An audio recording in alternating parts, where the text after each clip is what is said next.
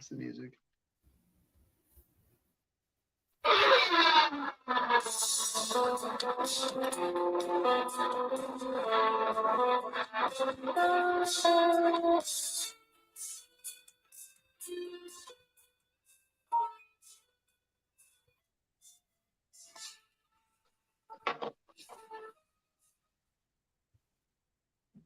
Good morning, ladies and gentlemen. Welcome back to the Shadow and Sun Show, and welcome back to another Prepping for Gamers. This time, I thought it a little bit more than appropriate that we talk about the zombie apocalypse. We haven't talked about this one yet, and yeah, I kind of wanted to do it during Halloween month, but things got kind of busy. But you know what? There's still plenty of room for some horror. At least throughout November, I'm going to try and push that, up until the beginning of December, and then knock that crap off and try to do some other stuff. But I'm a huge fan of horror, gaming, and comics and movies and all that. Not so much movies. To me, they leave too little to the imagination. I haven't seen a really good horror movie in a good long time, although Train to Busan was probably really up there on the edge of my seat for the whole freaking movie. That was just worst case scenario I could imagine, although give me a couple of minutes, I might be able to come up with something. So how you doing, Bo? Very well. It's been a good week. I flipped my work schedule around a little bit, so I'm working more weekends and less weekdays, which is going to be really interesting. But I made sure that I was not working on Friday nights because it is one of the highlights of my week. But still working on some content, painting up these minis on the table, pouring over some books and some online stuff. I recently discovered that a lot of vintage game magazines are actually up online in PDF form, if you know where to look. And if you're looking for, there's everything old is new again. So if you're really interested in embracing the traditional, then you can look at magazines. And I'm really doing the sci-fi stuff because that's really what floats my boat. But looking at stuff like I found some articles on what the Soviet space program might look like in the 90s or the early 2000s. So some retro sci-fi, early retro sci-fi. I watched the movie 2010 again for some vintage sci-fi. Yeah, because it was really interesting. It's supposed to take place in 2010 with the detente and Cold War between the United States and the Soviet Union. And we know that the Soviet Union was long gone by 2010. So it's a sort of an interesting exercise in retro history. God, it's been decades since I saw that movie. I read the 2001, 2010, and sure. I believe I read the third one in the series, but I can't remember anything about them. But it's just the whole reason I even bring it up is because it's, as a guy who's getting really interested in sci-fi gaming and more interested in the way things were than the way things are now, since sci-fi seems to really have been a forgotten genre. I think the only person who's even holding on to it is Mark Miller, he's got a 4th edition Traveler up on his website, or 5th edition, whatever edition it's up to. But other than that, who's really doing sci-fi gaming right now? Don't even know. Wouldn't even know where to begin. But anyway, well, you know what? There's a lot of, very small independent sci-fi games out there. I've read a couple of them over the last year, and 2 of them that were highly recommended ended up being on the pile of books that I will burn first when the zombie apocalypse comes and I need to heat my house. I recall that review. Death in Space, absolute dog crap. Another one that I got 2 copies of on accident. Thank you, Drive Through, and also Piss Off.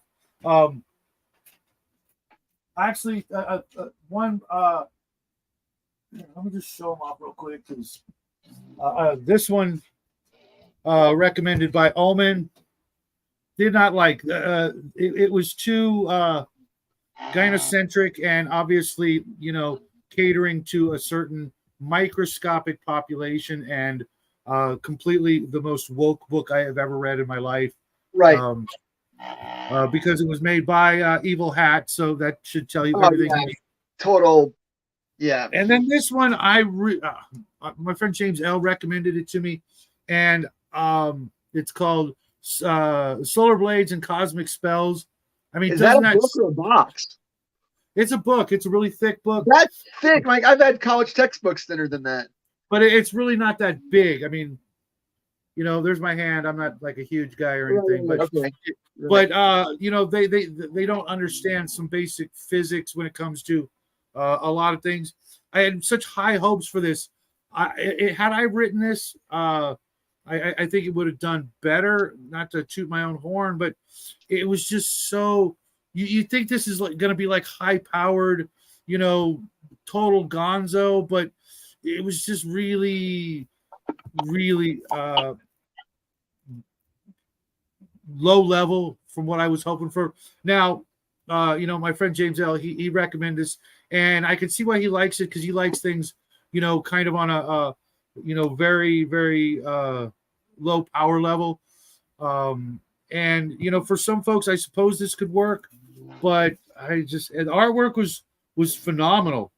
Right. It had all various different styles. I mean, look at this one right here. If I can show it off real quick. Oh yeah. Lots of great artwork. I'll give it another go just because James L is my little brother from another mother down under. I mean, the artwork is just top notch, but everything is a very, very low die mechanics. A die 6, a die 6+1, die 6+3, being the difference in like damage from a laser pistol to a plasma cannon. Yeah. Okay. Die 6 for the laser rifle, but then a die 6+3 for a plasma freaking cannon. Right. No, give me like 18 more dice for the plasma cannon. Sure. That's how I see. You know what I mean? It's just like, what? Because they just want to. They were focusing on a very easy to memorize system throughout everything. That's right. Cool. But I'm not that old that I need or that young that I need that kind of math. I can do a little bit more. I want to use a bit more. Right. But I started out a plasma gun for our game. I started out a plasma gun and a melta gun for our game that if they penetrate your armor value, will absolutely leave a player character in cinders. Right. Now, as for other sci-fi inspirations for you, I would highly recommend some of the old comics and magazines of almost even before we were able to read. I'm finding some phenomenal sources, and believe it or not, horror actually has some of the best sci-fi you're ever going to find because let's face it, going out in space is not for the meek. As a matter of fact, it's freaking terrifying. It's the most dangerous thing mankind has ever attempted to do. Sure. And actually, if you read like if you just I see horror is a bolt-on. Anything can be horror. Absolutely. Fantasy can be horror. Even the most mundane things can be horror. If you look at, so there's a lot of real life horror, right?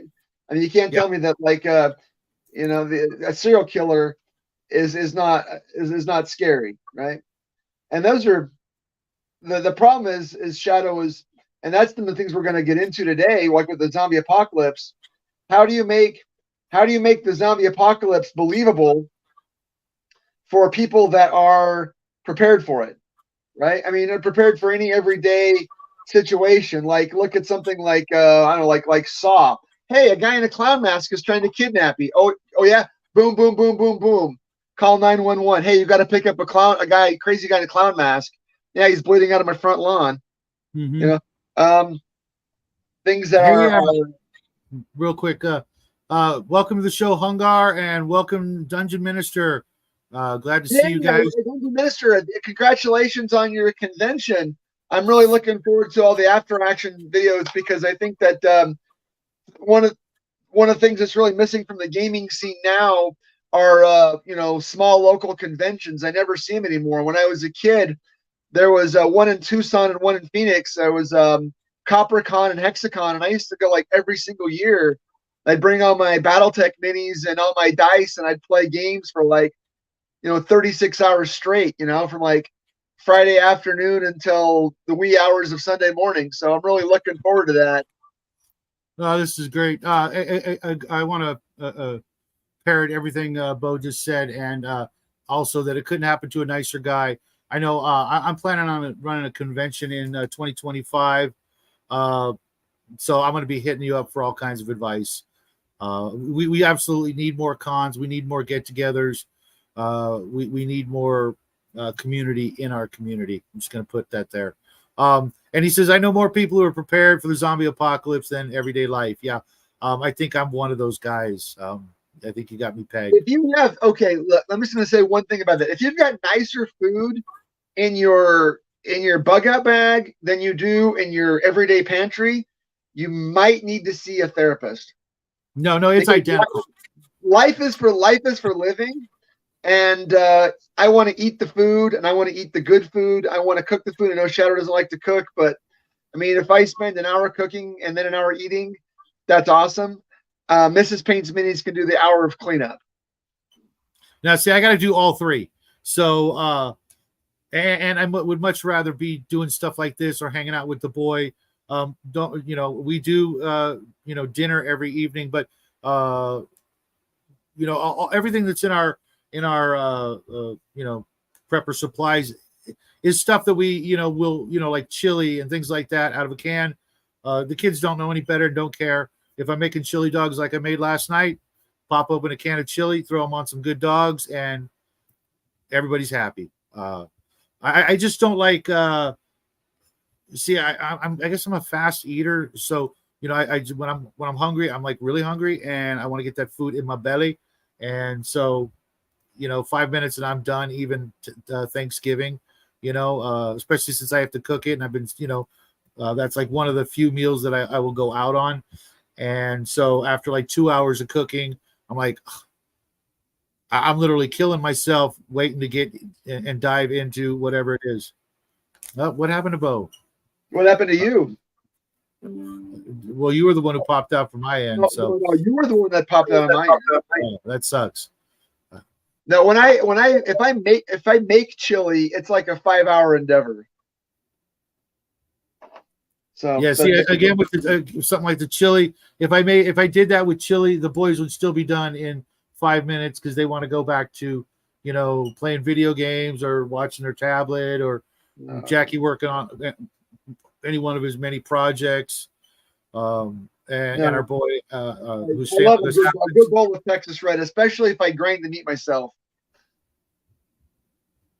And I actually do grind the meat. Plan for fighting off hordes of zombies. Check. Plan for paying the mortgage. Not so much. Yeah. See, that's. I think we've talked about that before, and I wouldn't mind talking about that again. Making preparations should be a gradual process, and you should never. Dungeon Minister, don't run faster than you have strength. Right? I think that the Bible might say that someplace. And I'm gonna berate Hungar. I'm holding the convention in Texas, and which is a hop, skip, and a jump for him. But he'll risk being strip searched at the border to go see Father Aaron. I'm hurt. I'm hurt, brother. All right. But I mean, I do the same thing, but I don't know if I can get a passport. So there's that. Yeah. Oh, you can get a passport. Zombie apocalypse. What is it? When we say I wanted to address something you said about that. If I was going to do it right off the bat, I would start slow.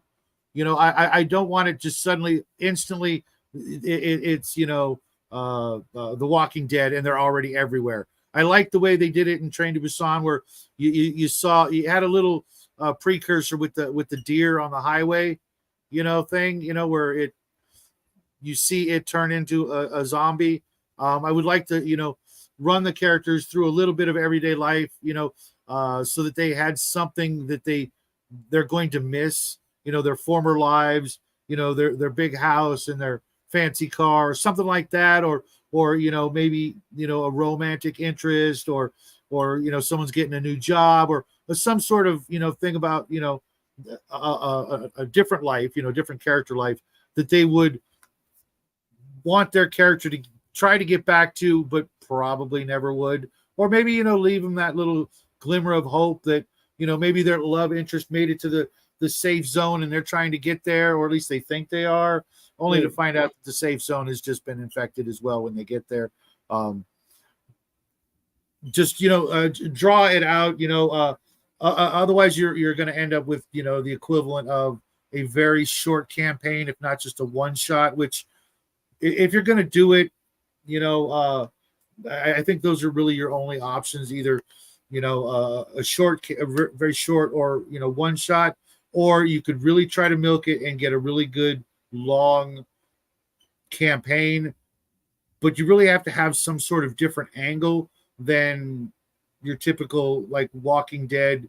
What was it, like 6-8 years? I don't know how long it ran. I never watched it. That's the thing. I mean, any zombie apocalypse, people naturally find stability. That whole inertia, right? Inertia is the body's resistance to change.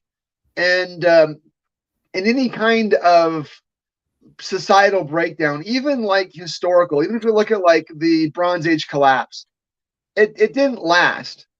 Eventually people settle down. Wow. They find they find that equilibrium, and they progress forward. I mean, if there was even a complete and utter zombie apocalypse today, I don't think that we would fall any further technologically than maybe the steam age, right? We might lose the ability to make superconductors. We might lose the ability to make microchips, but we'd fall down to what we could do with tools that we have, and we go back and we'd make steam locomotives. We could do that right now. I don't think that there would be any kind of collapse that would take people back to like a literal Stone Age, barring massive depopulation. And I mean massive depopulation. Well, not just that, but massive, something like, a nuclear war or something like that would actually mess up the infrastructure of your local area for a good long time, sure. or bombing or something like that. Because I think that, provided you had a few talented survivors, very, technically minded, very, deep in certain trades, you could, at the very least find one good city and, protect it and defend it and keep it running until, you could create a second generation to go into the next one. And Dungeon Minister, that's freaking hysterical. It's a feature, not a bug. Yeah. What's up, Crafting Gamer? How you doing, brother? So, hey, Raven. Good morning, darling. What we're really talking about then, in terms of a zombie apocalypse, I think that we're mostly be preparing for short-term survival. And a lot of it is the same things that we've talked about before, establishing a circle of trust, being able to provide for your everyday needs as comfortably as possible, being someplace that's safe. If the place that you're in right now is not safe, I would suggest moving someplace that is safe before you have to. These are things. If preparedness is an everyday thing, not a checklist thing, or not a thing that you're going to do in the future. If you're in a situation that's not good, maybe instead of spending the money that you would on your massive preparations, like the Dungeon Minister was saying, maybe spend your money on improving your education, or getting a better place to live, better job, better transportation. better health, getting back in shape. I mean, you are going to need to run. You're going to need to run, jump, and climb on a regular basis, and that's something most gamers okay, that's a trope, right? That's Zombieland, right? First rule of Zombieland is cardio. Yeah.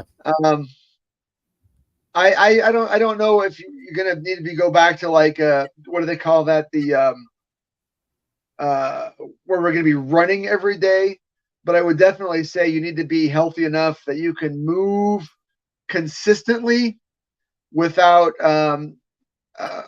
without like a heart attack, right? If you have like a stable angina where any kind of exertion makes your chest hurt, or if you have any kind of exertion gives you severe shortness of breath.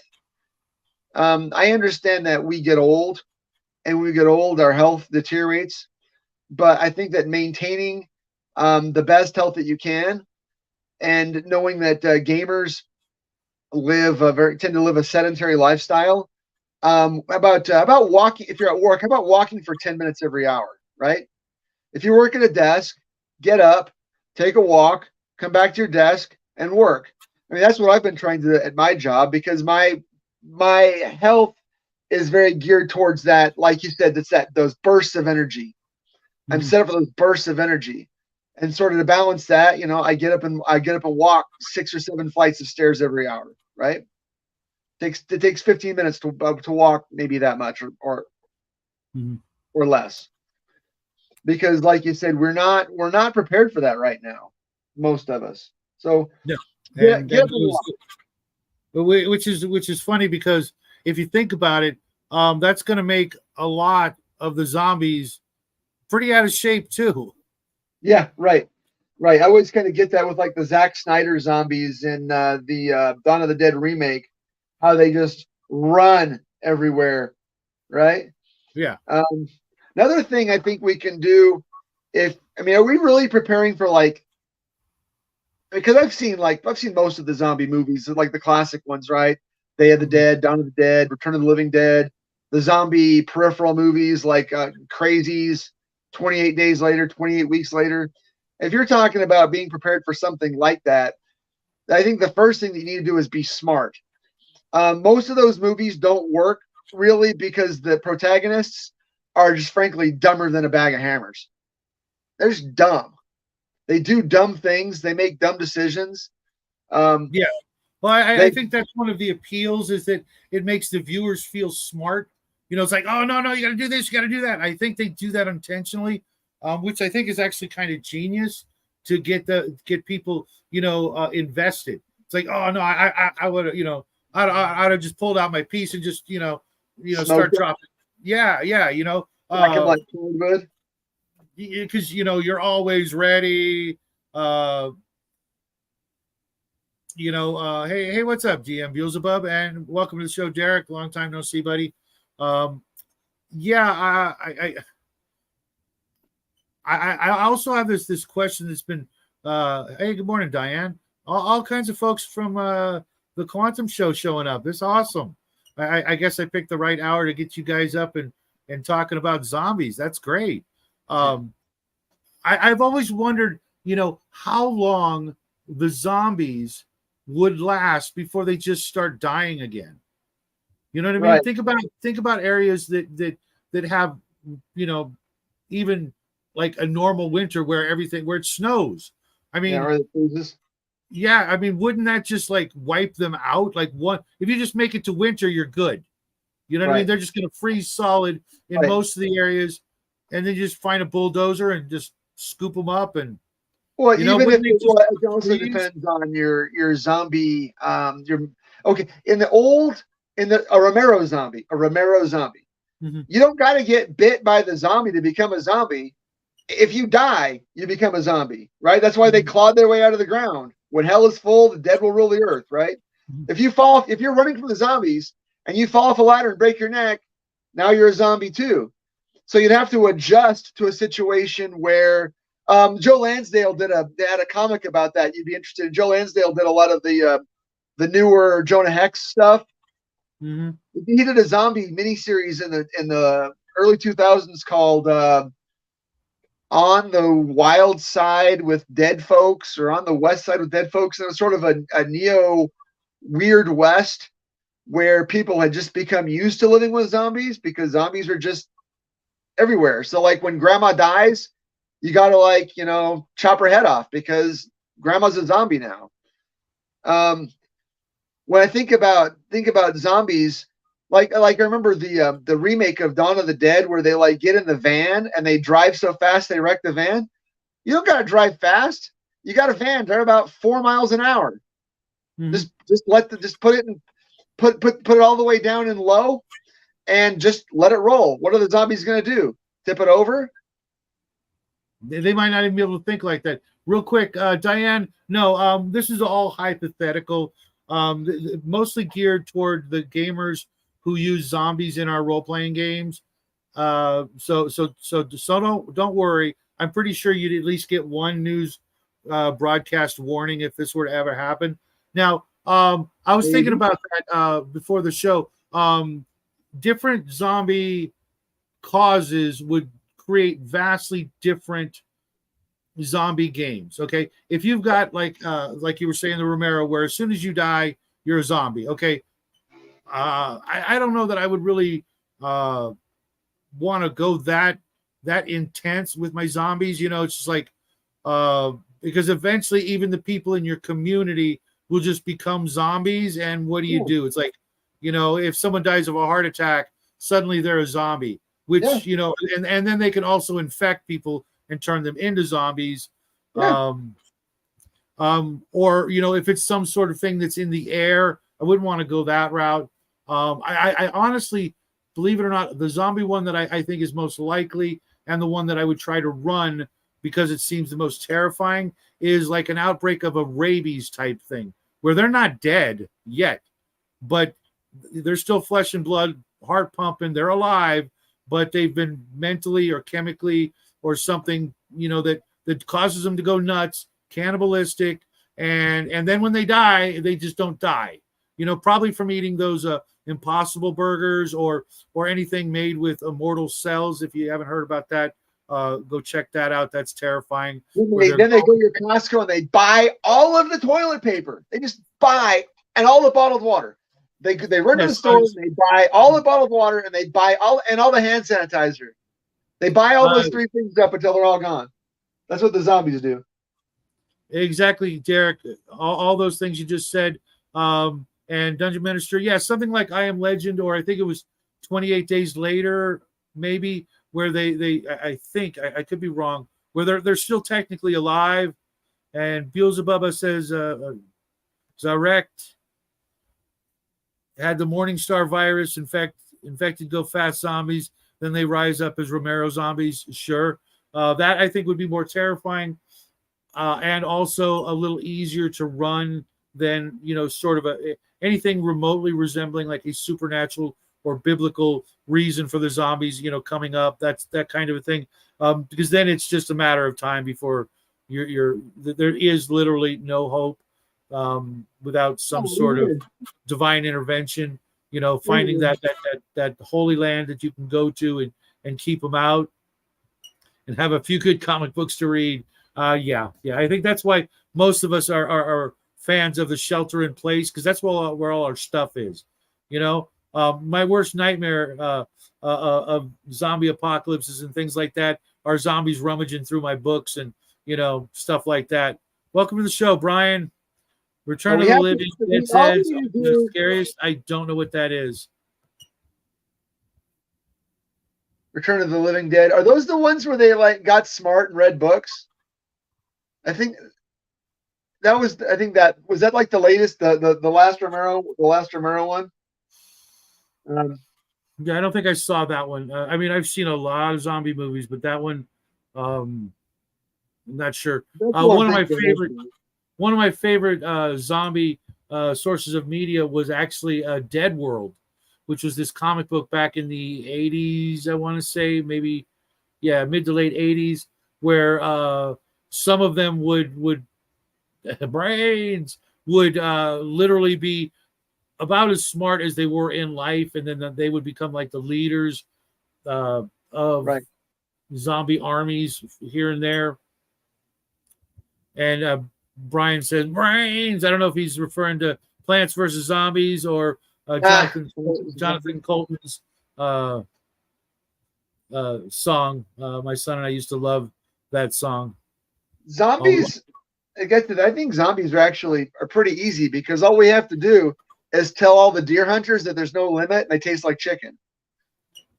I think that if we put a bounty out on zombies early enough, I think all the zombies would be cleared up by about noon on Tuesday.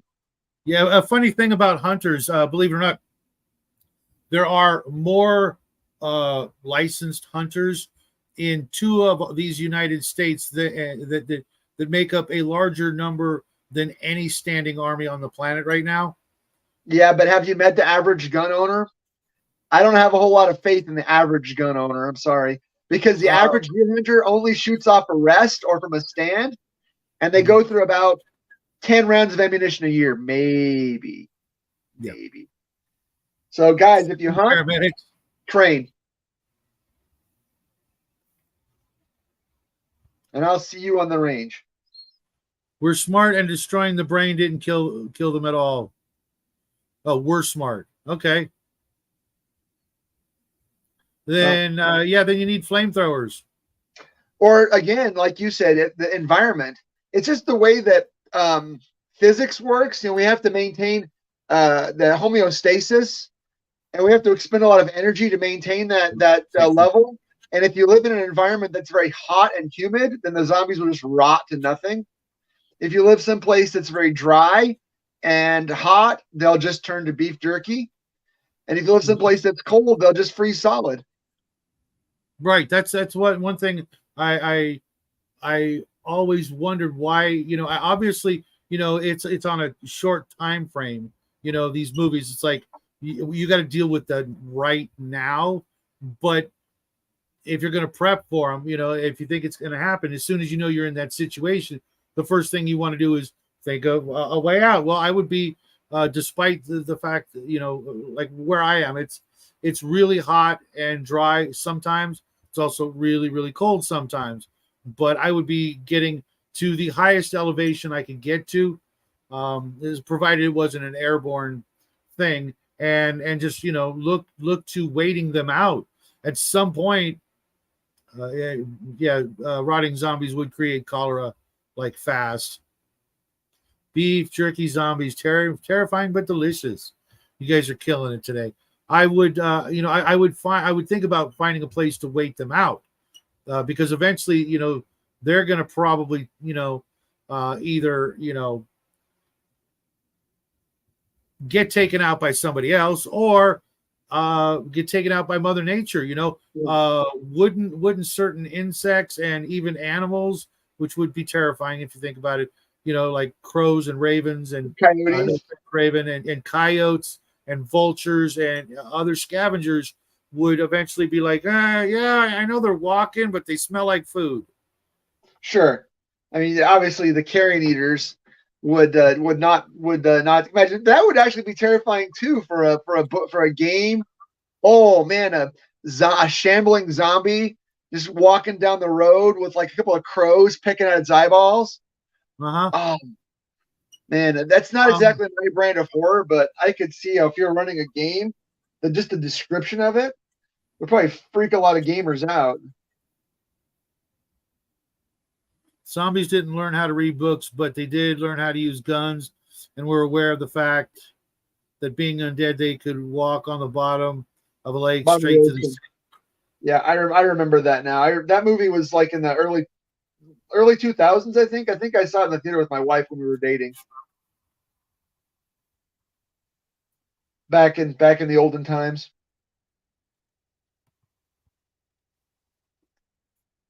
Get to island in Iceland, one of those. I think he says those houses that are built into no, that's mountain. True. But I mean, you got to have something like that now. What I'm saying is you can't go and steal somebody's house. Take care, Hungar. And DM Beelzebub says birds would eat their eyes out first means all the zombies would be blind. Maybe they find they smell. Well, right? the zombies were never exactly great hunters anyway. You know, you don't watch any movie and find any zombie like stalking the people. They just kind of shamble up and you know, they Take care, can Hunter. maybe they have basic senses. They can see and hear. Maybe they can smell, and when they get there, they just start chomping down. And wouldn't things like ants and flies and roaches also be, an issue? Well, for them, they're already an issue Sorry, for us. folks. So of course, they'd be an issue for them. Mm-hmm. If a zombie were to, stop, sit down, or fall down anywhere, they could very well just be, and then you'd have zombie ants, which nobody wants. Oh well, if you listen to places, it's fire ants, and if you don't, be thankful that you don't, because fire ants can strip a carcass to bones in hours, right? Fire ants are terrible. If you've ever seen them, those I think they're Okay, African. I don't know where this came from, but you just gave Raven nightmares. Raccoons exploding out of zombie arse. Yeah, that's pretty disgusting thought. Zombie raccoons, that's something, we'd also have to think about is, are the animals going to get infected as well? I mean, if the cows, pigs, and chickens, get infected, it's over, or we Right. become vegetarians, If or have to go it's a somewhere that disease, doesn't, where those animals, many diseases eventually jump from humans to animals and vice versa. So if it was a human, and then it depends on where it came from. Are we talking about like improved gain of function studies? Or are we talking about something that came from Mother Nature? Is this just nature's way of saying that people have been on the planet too long and she's going to clear us out? And again, we're talking about fictional settings. Then those are things to consider. Okay, Derek's got an actual question for us. Serious question, Shadow. All heck broke loose. What would be the first three things you do? Circle the wagons, as in make sure everybody's in the perimeter of where we live. Assess the situation, determine what is the heck that's breaking loose, and then probably take stock of what's going on, and from there decide on the third thing. Do you try to make one last dash to the grocery store, or do you check on your neighbors and make sure that they're ready to stick to the plan, or do you arm up and shoot anything that moves? You've got to take stock of the situation. Is it civil unrest? Is it an invasion from aliens? Is it an outbreak of a disease?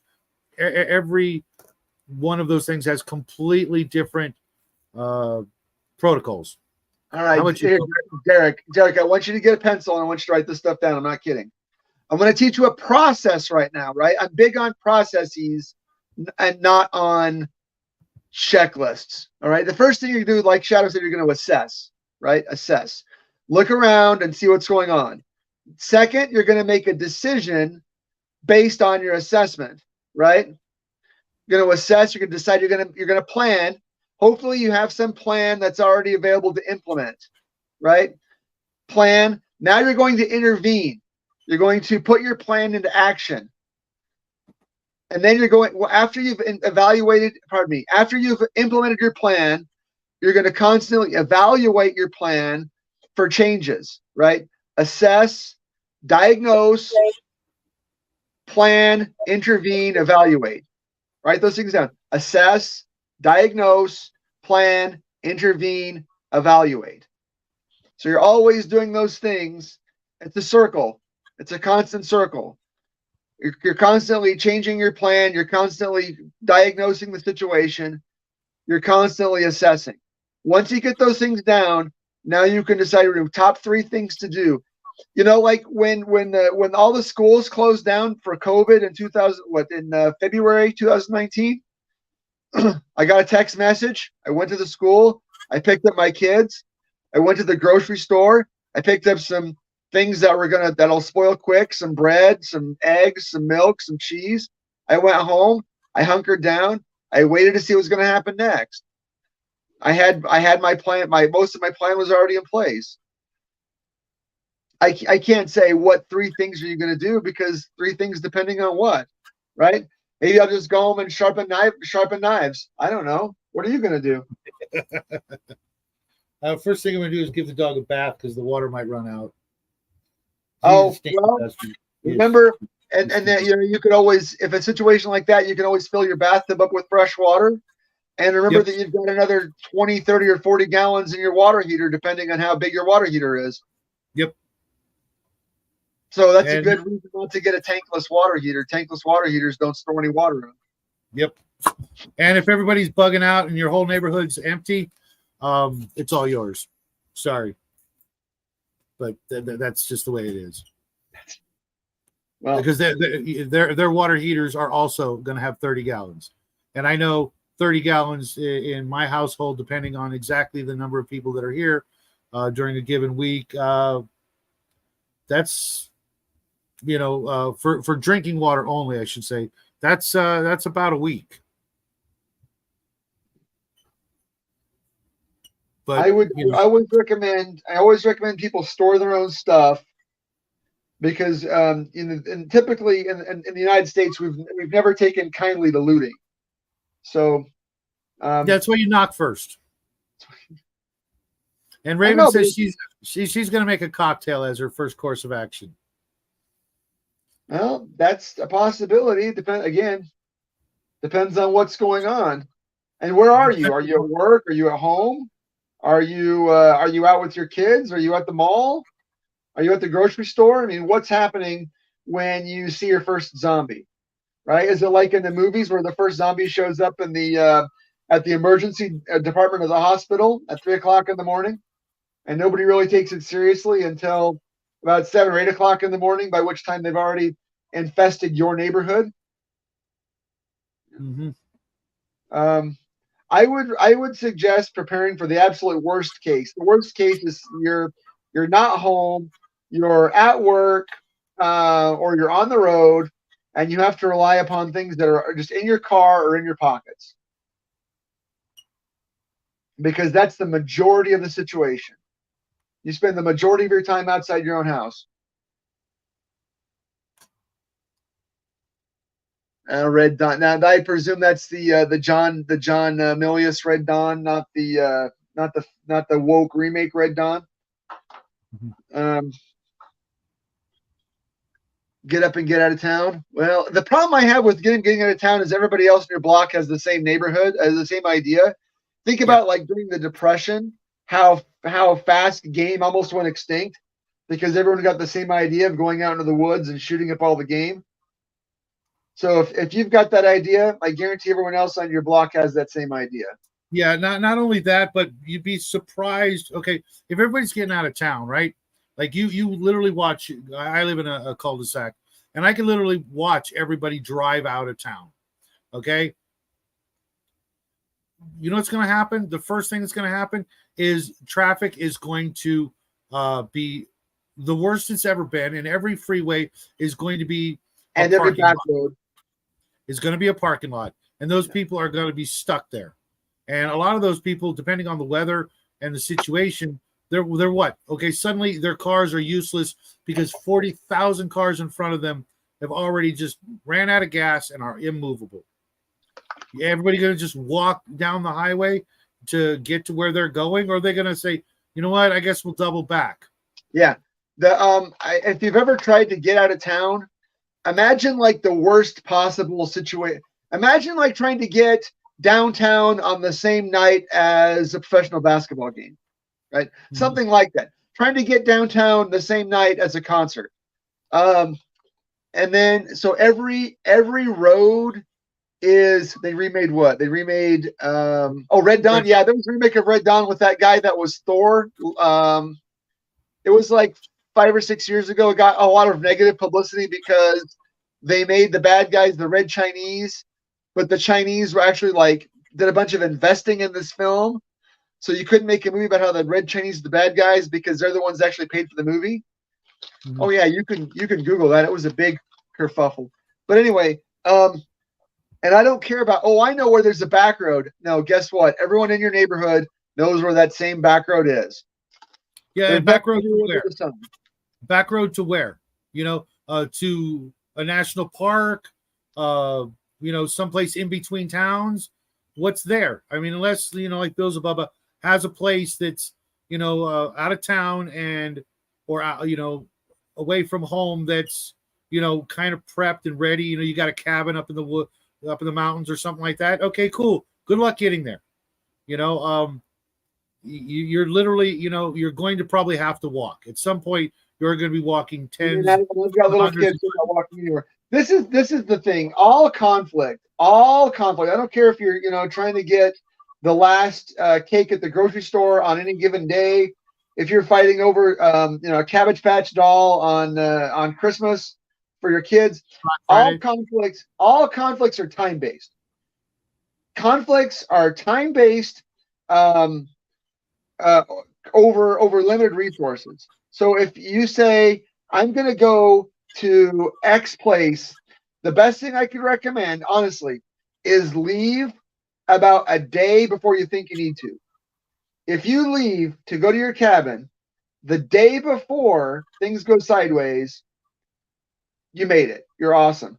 So what I recommend people do, and that's honestly, pay a freaking attention to the news, right? I'm not going to listen to NPR because that's left-wing shit. Well, guess what? NPR gets the news first.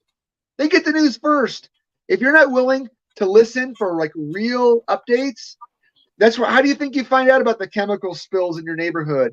How do you think you find out about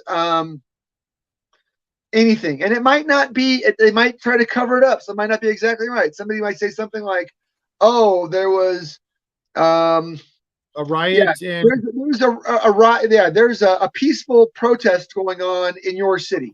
Well, guess what? Pay attention and get the hell out of Dodge. You got to do it. You got to be quick. Oh, and listen, everyone, Dungeon Minister will agree with this. We've all got a little voice, and you can call it the Holy Ghost. You can call it your conscience. You can call it whatever you want, but you've got one. And most people get in trouble because they don't listen to it. Cultivate a habit of listening to that voice, because like my friend Chuck Haggard says, if shit don't look right, shit don't be right. If you look and say, something doesn't look right with that, leave. If you hear something on the news that says, yeah, there's a chemical spill downtown, take it seriously. Pay attention. Don't brush it off and say, yeah, that's for the other guy. That's not for me. Raven's hope. Sorry, I did it too. Raven's hope is that the zombies won't want to bite her because she smells like bourbon. Sorry, darling. They won't care.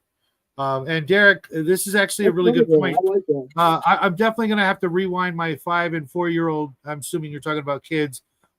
Just go into a war of words. He never knew sticker books were so important. Yeah, your kids are going to be. Yeah, they're going to be a little bit difficult to handle. You're going to have to either just go full dictator mode, or the nicest you've ever been, because it might be your last chance to be nice. And Nerd, welcome to the show, says my zombie self will target the bourbon smell. Better watch out, Raven. Yeah, That sounds be a mile away. Bourbon. Okay. Actually, yeah.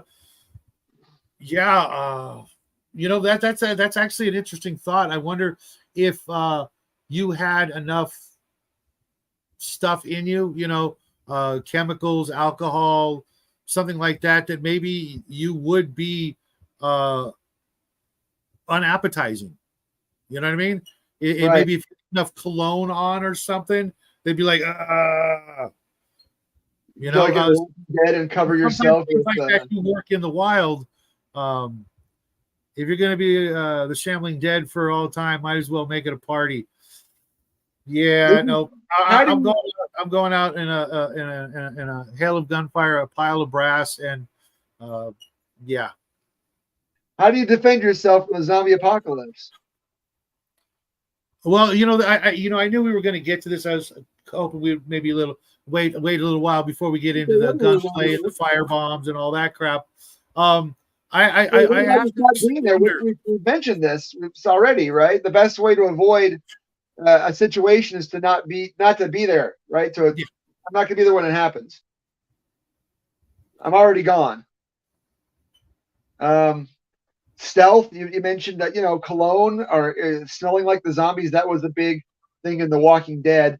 I don't think I'm gonna cover myself with rotten flesh to avoid being uh, attracting zombies. Yeah. Because all it takes is one little cut from working building a fence, and you cut your finger, and then you're touching their dead bodies. Stuff can get into you. That's how there's these things called infections. We don't see the infection going into our finger. From the paper cut or from cutting yourself. Doing some manual labor. Um,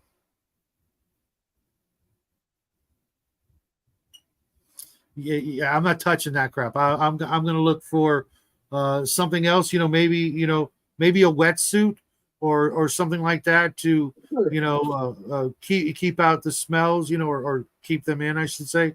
Why? That's the other thing. Why don't the people in all the zombie movies, right? Okay, so in the zombie movies, it's usually spread by a bite. Yep. If it's not a Romero zombie, why don't people go out and get pieces of shag rug and make armor that the zombies can't bite through? Yeah, Crafty Gamer was talking about that earlier. I'm saying just get some cut up the carpet out of your house and duct tape it over your clothes. Or have some motocross pads or football pads, or not just your your heavy duty plate carriers and junk. How about some just go out to your local sporting goods store, get yourself some motocross stuff, some shin guards, elbow pads, forearm guards, a good helmet, things like that. If you're worried about it, because like Crafty Gamer said earlier, he's just going to get himself a suit of plate mail and walk real slow. What are they going to do? Well, they're going to dogpile on you and get at you any way they can. Well, that's another thing. I mean, that's let's look at safety. If there was no 911, if there was no 911, take care, Dungeon Minister. I would make dang sure that I always wore my seatbelt. I would make dang sure that I always brushed and flossed.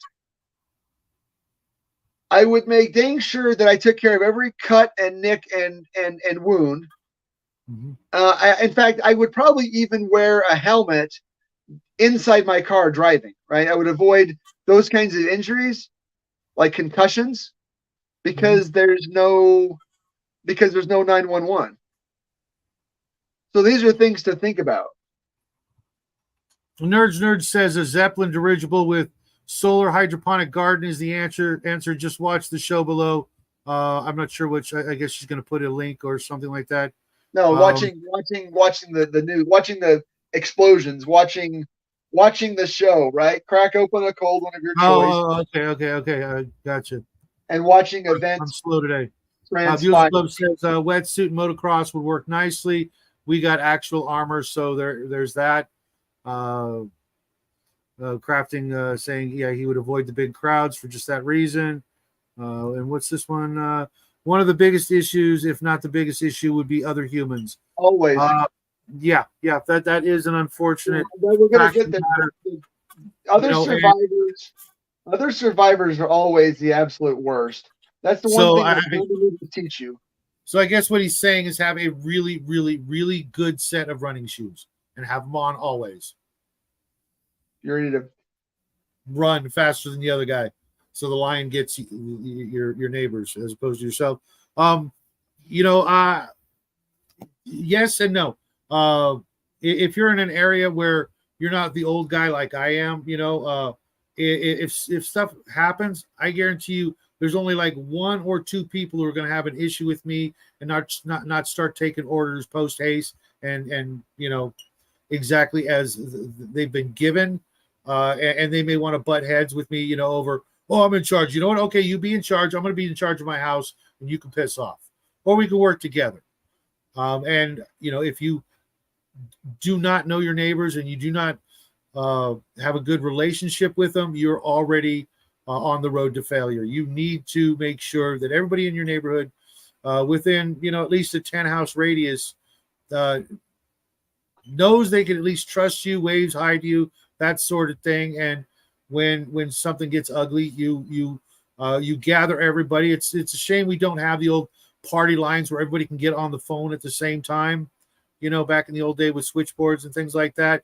That would be quite helpful. And if you don't have the phone number of at least a half a dozen of your neighbors, go out and get them and let them know. And maybe say, hey, you know what? We're going to have a neighborhood watch meeting. We want you all to show up. And if stuff starts looking weird or getting crazy, this is what we do, and hand out a flyer, tell everybody to put it on their refrigerator. And this is what we want you to do if something starts, looking strange or whatever. Derek recommends New Balance shoes. Yeah, for me, it's going to be combat boots. Sorry. There are organizations that are already in place. You can get the most basic ham radio license. A ham radio license is $10. And even if you only have a technician's license, you can still transmit on 2 meter and 2 meter especially. You can transmit, depending on the weather and how flat your area is, 30 or 40 miles on 2 meter. And with the 2 meter license, you can get involved with their 2 groups of emergency responders. One is called ARES, and one is called RACES. And they're both endorsed by government agencies already, so that you're in an emergency, you've already got people that you can depend upon because they're already part of these groups. There's also CERT teams. I guarantee there's a CERT team. If it's not in your neighborhood, it's at least in your county. Getting involved with CERT is good because it gets you also, like Shadow said, on the same page with people that are already like you. They also have regular trainings. Do things like search and rescue. Even if you're in the city, they have urban search and rescue, which are great for dealing with things like that. Learning how to communicate via amateur radio, and having like a battery backup for that radio will work if the grid is down. Even if you just use at one time we were rescuing batteries. We were rescuing batteries from companies that had uninterrupted power supplies for their computers. And when they threw those power supplies away, we were salvaging the batteries. And those are deep cycle batteries. And if you wire them up, you could usually get 6 or 8 hours with an amateur radio. With those, you can also buy batteries from your local battery supply. You can do solar chargers. You can do generators. Things to keep your battery. If you have an amateur radio station and you can keep it on the air, all of a sudden you're going to be very popular with your neighbors, because you can get radio. You can relay messages via amateur radio. Hey, Mrs. Schmuckatelli, my neighbor, she's looking to get in contact with her daughter, 2 towns over. Can you pass a message for me? You'll be very popular with your neighbors if you can do things like that. You know what? I was wondering about that, because I've heard that there are some places that you can't do that anymore. Certain amateur radios? Certain kinds of radios are like no longer. No. Okay. There were some Chinese radios that were imported that would transmit on frequencies that were already reserved for the government. No, I mean the government won't let you anymore. I don't know of any place like that. Amateur radio is still big in this country, and they're a big lobbying group. The amateur ham radio operators still have a lot of political pull. Gotcha. Aside from some frequencies that are reserved from the government, like there are some 2 meter frequencies at least that are reserved for high police, like highway patrol, because they can transmit over long ranges. and they're easily trying to put in cars. So if you look at your average highway patrol car, they usually have 3 antenna, and one of those 3 antenna are for the 2-meter frequency. They usually call it a statewide frequency, and it's a misnomer. It's not called statewide because it will transmit statewide. It's called statewide because every government agency uses it. It's a common frequency. Speaking of states, Derek asks if you had to pick a state, which would this be the safest state to flee to? Honestly, South Dakota. Why is that? Because if I were moving right now, I would want to go to a state that has negative growth. I want to go someplace where people are leaving that state. I want to go someplace where I can still get land. Mm-hmm. So there are places where you can go in Alaska, but you got to think about how much food you have to import. Yeah. Wyoming is a good choice. Some place where people from California are not moving to. So all of the traditional states that used to be good choices, Arizona, Utah, Colorado, Montana, everyone from Texas, everyone from California is moving there. And California is the real zombie apocalypse. Yeah, kind of one of the reasons why I wanted to talk about this. That's where I happen to live, is California. But I live in an area that's very rural and it's got a lot of wide open spaces, so you can see people coming. Right. But what I'm talking about, Shadow, was when people from California move someplace because, oh, it's so nice here. And then they bring California with them. California is inside them. Yeah. And Californians can turn a red state blue. Again, not talking politics. I'm just saying that's. Honestly, I wouldn't recommend going anywhere for the first 30 days. You're going to be stuck wherever you are unless you've got someplace to go. You want to be there already. You want to be there now. If you want to move like a retirement, like if I was nearing retirement age and I wanted to get out of the city because, I work in the city, but I want to leave. Yeah, I would have, I'd already have bought a house or even some land and put a double wide on it or something, way out wherever you want to be, and start making your preparations now. Don't wait until the balloon goes up and say, hey, kids, we're going to bug out to, I don't know, say you're back east. We're going to bug out to South Carolina because I know there's some land out there, or Arkansas, or I don't know, Oklahoma. Ideally, you want to be where you need to be already. And side note to your side note there, Derek, I actually look more like Emilio Estevez. If I were to shave and cut my hair, I could probably, bump him off and take his place. Just saying. Not that I ever would, because he's related to his dad, and that should be all that should be said about that. I was wondering, okay, how about water? Maybe you've got a boat. Especially if you got a decent boat, Sure. Being on the water, unless the zombies are, can swim, because I don't know that they'd be able to, sure, walking, under the lake, well, I'd be above them and hopefully they can't swim. But if you've got a boat, even just going out, to the coast and being out there, a good chance you might be pretty damn safe on a boat if Sure. you know how to fish. And if you have a source of fresh water to drink, you could rig up a solar still, or that you could catch dew or rain, if you're in the ocean. So if you have a source of fresh water, and hopefully, you don't get scurvy, right? You've got all your vitamins. Right. Which is another thing most people forget is vitamins. If you've stocked up on your vitamins, you'd be surprised how long you can get by if you're taking a 1 a day kind of thing and, not eating 3 squares. You could still, probably function for, a couple of months on low calorie intake, as long as you've got an actual, a vitamin or some supplements that you stocked up on.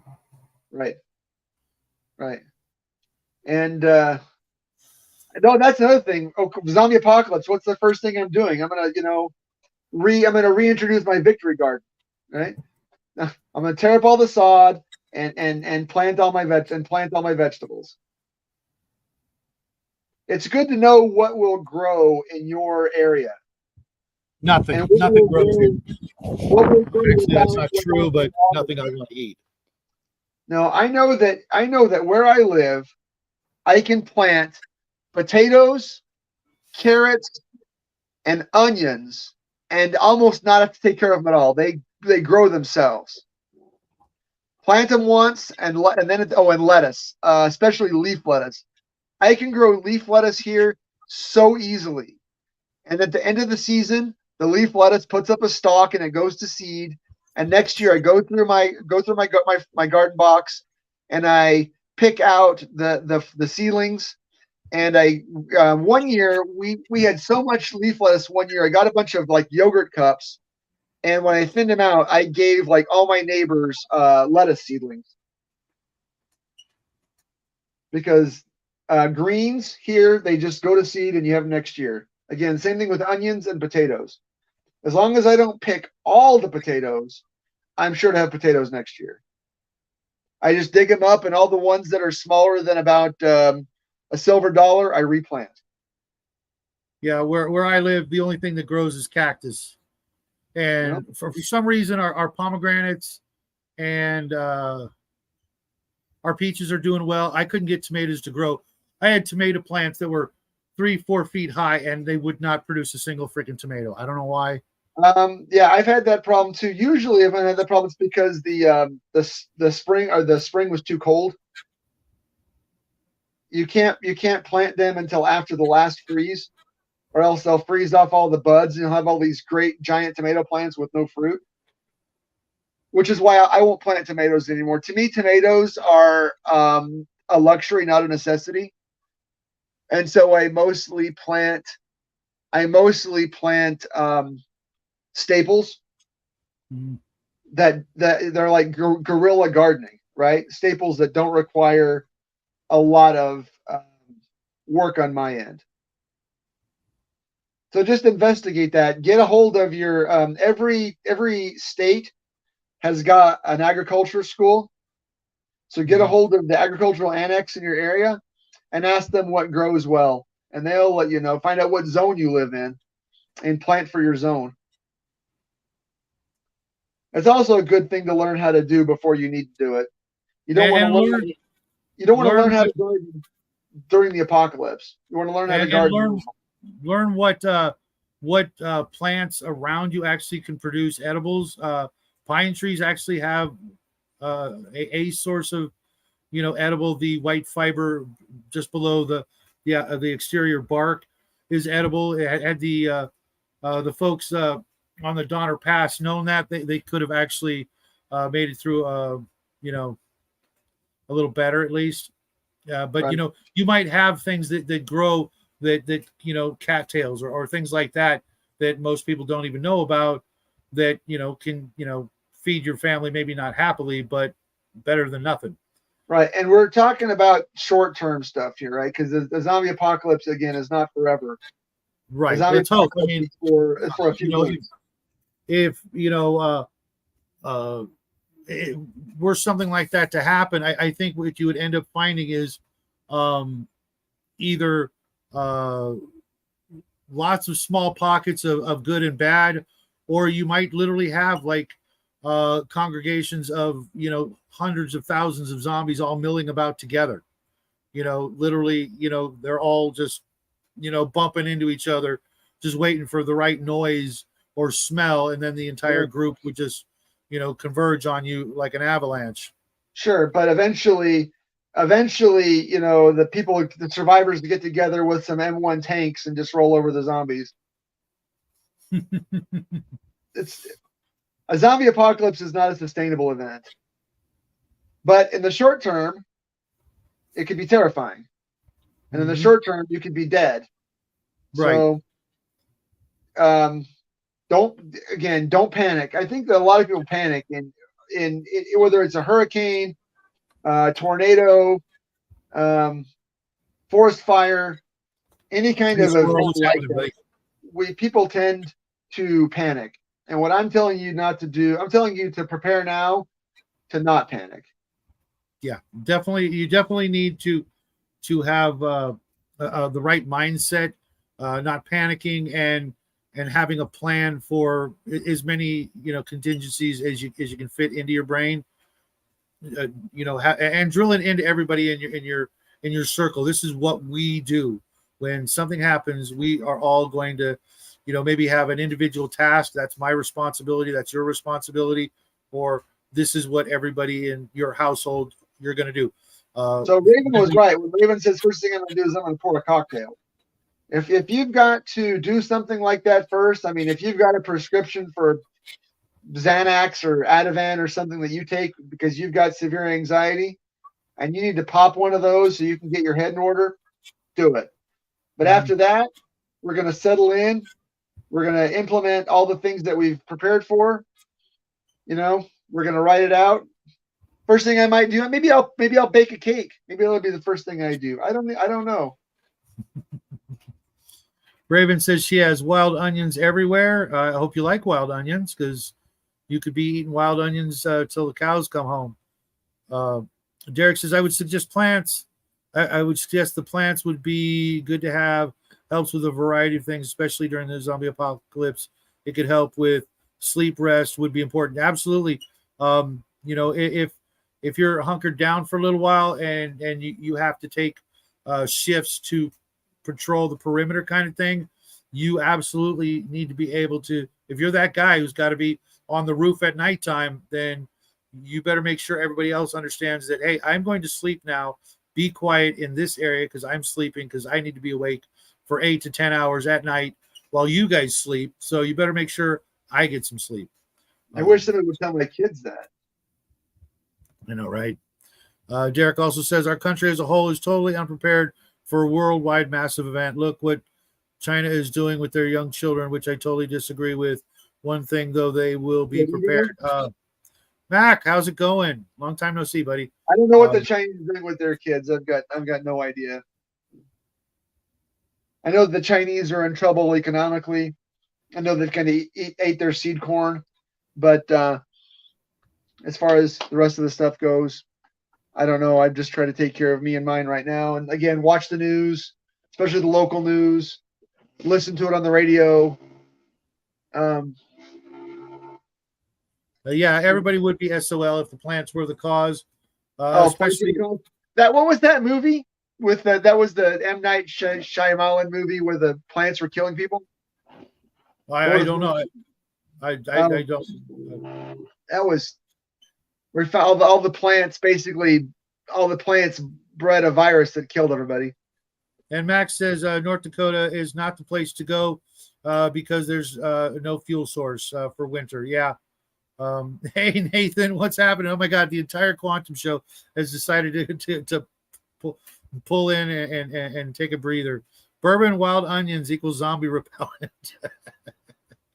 If we get EMP'd, a lot of us are very worried about freezing to death. Sorry to hear that. Stock up on firewood. Stock up on Crisco, candles, terracotta pots, all the things that you can heat your house with, and be prepared to wear 4 layers of clothes if necessary. I think that a lot of people aren't prepared to deal permanently. There are a lot of places in this country that are not set up for at least the lifestyle that we have now. You need to have completely adjust your lifestyle. If you're prepared to live if you're living in some place like Alaska and you lose power on the long term, you better be prepared to live like an Inuit, right? You got to be prepared to live like an Eskimo. If you live in the desert and you lose power, you better be prepared to live like the natives did there 1,000 years ago. Mm-hmm. Because our houses are typically not set up for it. Our houses are set up for constant natural gas and constant electricity. Our houses don't have things like transom windows and They don't have they're not made out of adobe that's a foot thick, the way houses were in the desert. Um, like I've got a friend in we have got a friend in Phoenix, Shadow, who lives in a house that was made over 100 years ago in Phoenix, and it does have those really tall transom windows that go all the way to the ceiling that you can open up in the summertime to let air circulate through. And the walls are very thick so that there's a lot of natural insulation. We rely too much on our technology when building houses. Mac, I would seriously look into the terracotta pot heaters that use like candles or things of Crisco, and what do you call it? Stacking terracotta pots on top of a candle or something like that, and have a single room where everybody's going to sleep in the same room. That you can close off all the doors and windows to make sure you're all conserving heat, and be prepared to, I had explained to my son, I think it was yesterday, all about what daylight savings was for, that being that farmers could get the most use out of the daylight so that they could, get up an extra hour earlier to work an extra hour before the sun went down, because different times of the year you have different needs. Rocket stoves too, absolutely. There are a lot of ways to heat a place. The opposite, though, to cool off, you may very well have to do a lot of your manual labor, during, the earliest of morning and the, dusk, that sort of thing, just so you guys don't dehydrate. I honestly think extreme heats are worse, unless you're talking, about, sub-zero temperatures, in which case, lots of firewood, lots and lots of firewood. I could see people in a long-term situation having to tear down people's houses to get at the construction material, just to burn those houses down slowly to survive. But that's, again, long-term. Short-term, I think, oh wow, -65. I would be dead at about negative. Oh, who am I kidding? 35 degrees, and I'm a shivering wreck. Yeah. Your first winter, -65. That if I die and go to hell, it's going to be like that. Derek, got to stay quantumed up. Yeah, definitely. Keeping a good frame of mind, a positive attitude. A lot of people are going to look at it as an opportunity. So sure. Maybe yeah. I'm gonna be selling my beans for the same weight in precious metals. You want beans? Bring silver. Yeah. Good luck with that, because to be honest, I don't know that many people that have actually, invested in that kind of currency. Well, I know your work gloves, because I'll take it out and trade. And that trade is labor. Yeah. We need fences. We need firewood chop, things like that. I'm going to build myself a little empire. But speaking of which, one of the things that I've thought about that I need to actually take care of, I have a good chainsaw, but in a really rough situation, that thing's going to be useless. You better have some axes and saws, and be ready to either teach your family, how to help out with that sort of thing, or like Bo says, okay, you guys are your job today is cut firewood for everybody else. Yes, water is absolutely one of the most important things right off the bat. If you guys don't have 50 gallons worth of stored water that you're regularly filling up, you're going to be in a really, really bad situation. Tap water, things like that. If you're in the right area, cool. But I wouldn't drink the tap water where I live if my life depended on it. It's really not that good. Yeah, the water here is really hard. Although there are some, believe it or not, at Walmart, they have some really good portable water filters. I saw one. It's like $15 to $20, maybe more now, that will purify like 200,000 gallons of water before it's useless. And you can fit it in the side pocket of your average backpack. You're going to want to, purify everything you can and boil it as well. You live on top of a well, that's awesome.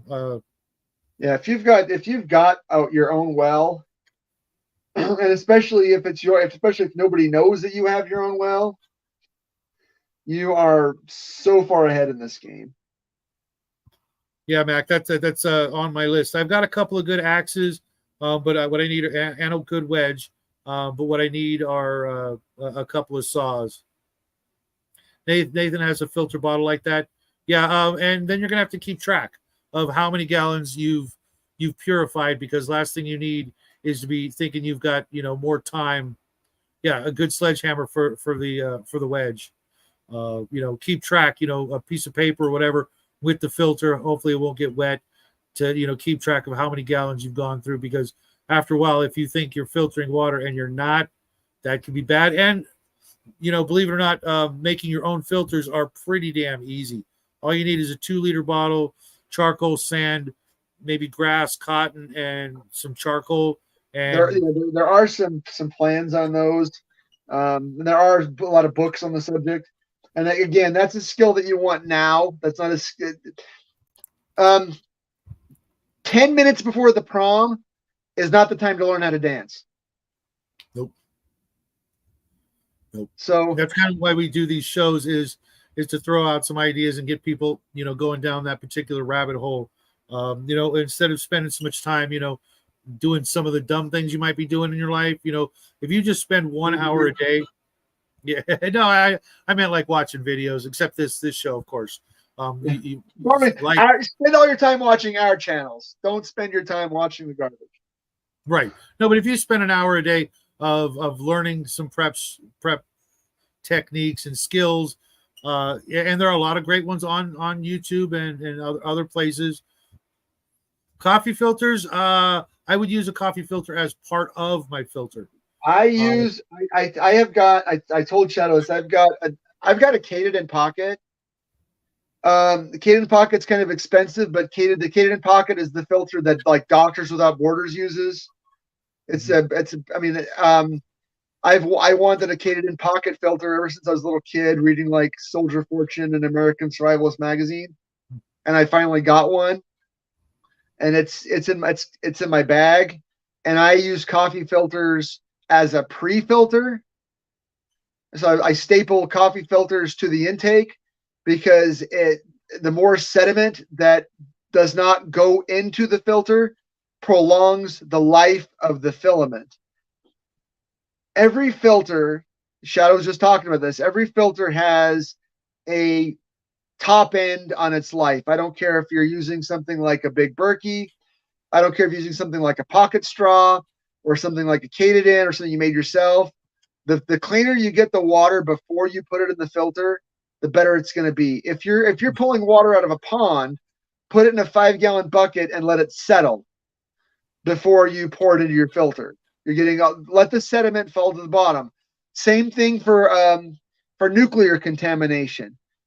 Water cannot be contaminated by nuclear fallout, but the things that are in the water can be contaminated by nuclear fallout. Things like, again, sediment, organic material, especially leaves and twigs that fall into the water source. So what I recommend doing is I recommend putting your water in buckets and then taking the water from the top, carefully scoop it into your filter so you can get the cleanest water possible. And even before that, when you scoop it into a bucket or scoop it into a pot and pan, then you can boil it to take out the biological. And now you've taken care of the nuclear and the biological, then you can use the filter to take care of the chemical. Okay, quick question before I get to Mac's comment here. Boiling, before, after, or both? Before. Thought so. That way you kill the thing. I would boil it because I want to keep my filter. I want to keep my filter pure. I want to keep my filter uncontaminated. Mm-hmm. Also, if you get like a lot of ceramic filters, you can remove the element and clean them, which also prolongs their life. typically you use a very very fine grained sandpaper over the outside of the filament because the water is pulled from the outside in. Um, but Okay, I've never heard of Green Greg's. I'll write him down and check out his vids. But yeah, um, maybe spend, if you can't spend a full hour a day, a half hour a day or an hour a week of putting prepper videos on your feed, especially on YouTube, because once you start doing it, you'll start getting other. And you're getting garbage. There's the signal to noise ratio on YouTube is pretty high. Mm-hmm. Even with hobby stuff, there's a high signal to noise ratio. So, plus, yeah, a lot of guys, they want to bring their politics into it. Like there was one like called the Prepper Nurse, and she does a lot of good stuff, but then her politics get into it, and I can't deal. Oh, you mean Patriot? I don't come to YouTube for the politics. Yeah, I think you're talking about Patriot Nurse. Patriot Nurse. Yeah, I can't watch her stuff anymore.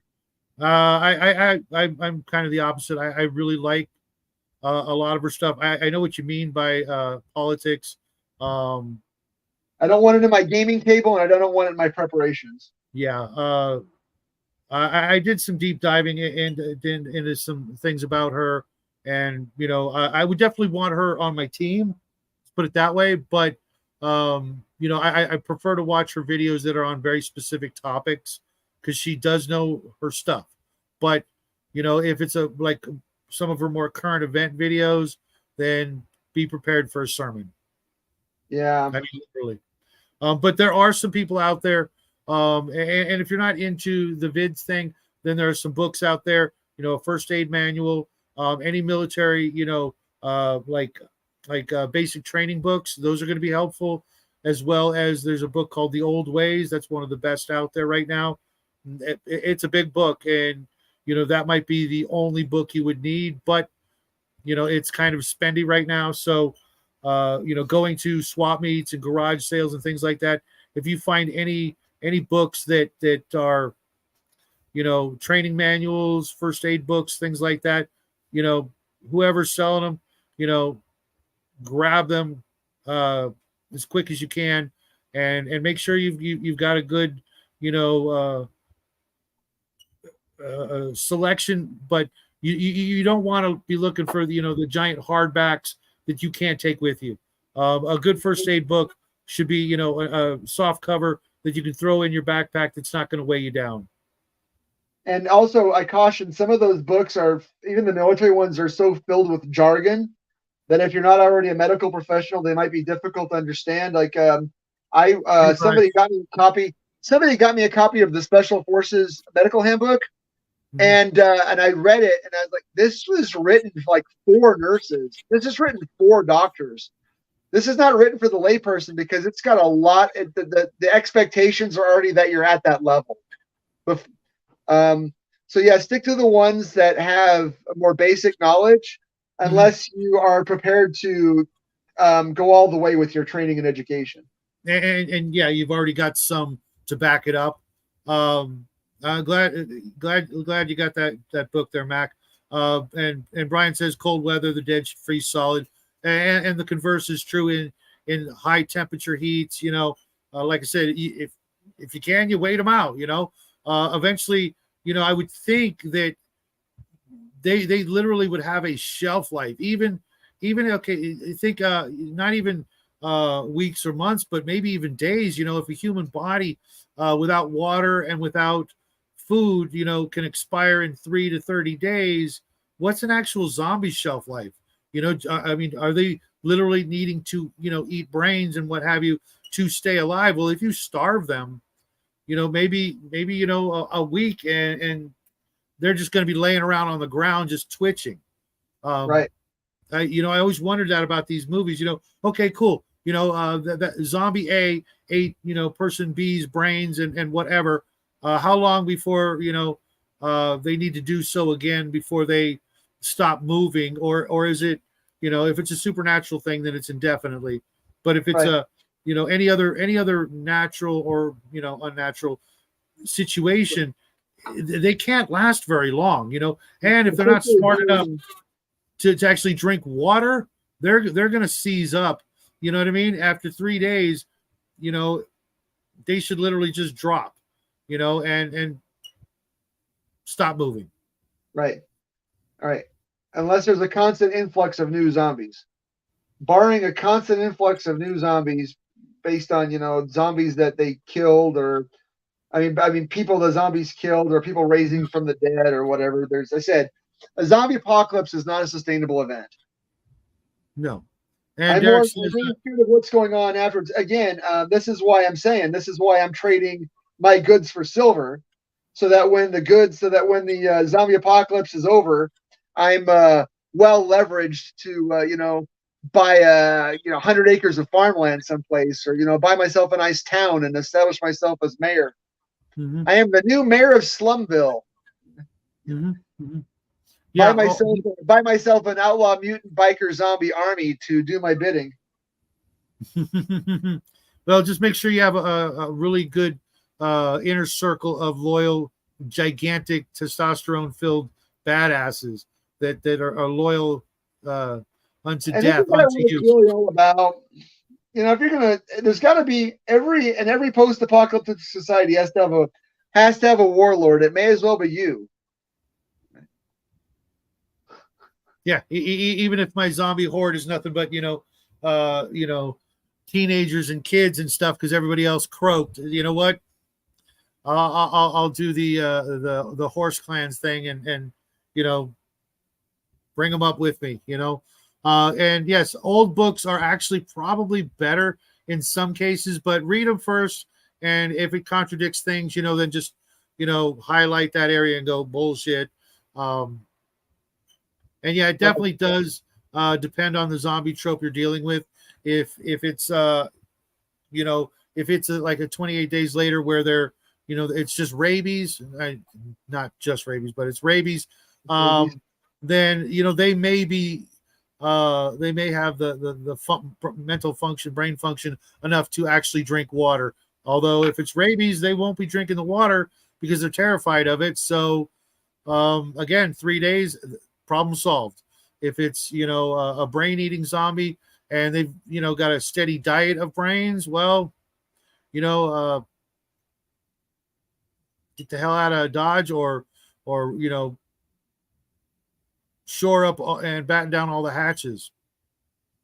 No, there's if you can get the old there was a series of books that came out in the 70s about there were a bunch of researchers that went to Appalachia, and they wanted to preserve all of the stuff that they were doing, like from this Depression era stuff. Mm-hmm. If you can find those books, they're worth their weight in gold. Mm-hmm. Yeah, I think that's why what more or less the old ways is a compilation of the best survival techniques out there. Youngsters, not only that, but for the most part, they kind of look at it as a big old adventure. All this new stuff that they have to do they've never done before. You'd be amazed. I got my boys mowing the lawn, regularly, and one of them's not my kid, but he's staying with us. And I told him a couple of days ago, his job is to mow in the front yard. And yesterday, without me telling him, he's mowing the lawn. You know why? Because where he used to live, he didn't have to mow the lawn. He didn't have to do anything like that. And he was like, interesting. Where's the gas can? Blah, blah, blah. I'm like, what? What are you starting? No, I'm going to mow the lawn. I'm like, awesome. I don't even have to ask. It's just like, right. Well, lucky because it's a new experience, and believe it or not, the youngsters these days, the good ones, and he's a really good one. They're looking for those new experiences. So take advantage of that, be firm, but be nice and encouraging. And next thing you know, you'll have free yard laborers, without even asking. Minions. Next, you got to teach them how to cook or to scrub the floors. Yeah, that's the ticket. I'm more because it's winter. I'll take care of the inside stuff. If they're willing to, go do the outside stuff for me, I'm going to start cutting firewood next week, and bet your booty I'm going to enlist them at least into moving the wood. Since he's not my son, I'm going to have to be real careful with letting him go anywhere near the chainsaw.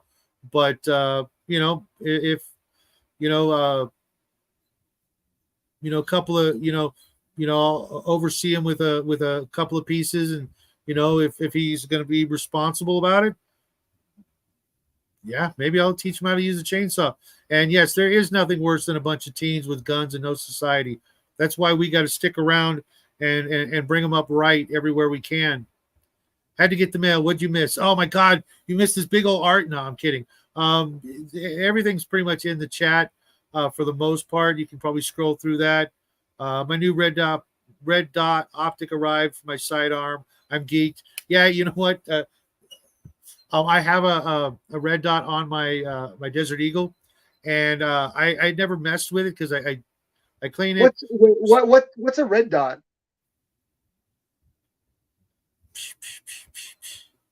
You don't have a red dot? Desert Eagle? Was this some kind of like weapon that I don't know about? Yeah. It's a very just from the YouTube land. I don't know anything about firearms at all. I've never handled a firearm in my life. Yeah, I didn't. I thought what I had because I didn't know because I hadn't pulled it out in a while. I thought it was just more or less a telescopic optic, and so I Googled a video on it, and I'm like, oh, those aren't adjustment dials. I turned it on, huh, and a little red dot appears in the middle of the optic. I was like, okay, that's way different. Awesome. Because when I think red dot, in the old days, that usually actually just meant a laser like pointer type of device, as opposed to what I actually have. It's what it's talking about. It's talking about a zero parallax optic, where the reticle is stable relative to the movement of the optic itself, which is cool because even if you move your face, no matter what the red dot is on, that's where the bullet goes. Assuming that you don't jerk the trigger, assuming that you can keep hold the pig steady through your firing motion. There's a lot to it, but I do think that they are the future because they're getting smaller and smaller. I don't think that they are a replacement for fundamentals of firearms. And I do recommend, again, find some competent training in your area. And if you get serious, the sky's the limit. You can do everything from something like an ECQC with one of the Shivworks guys. A lot of guys like Tim Herron who are, traveling, 200 days a year or more. Really awesome instructors that will come to your area. And that gives you more opportunities to make friends with like-minded individuals. I try to do at least probably 3 classes a year, depending on who's coming to town and what their curriculum is. We could talk more about that off the air.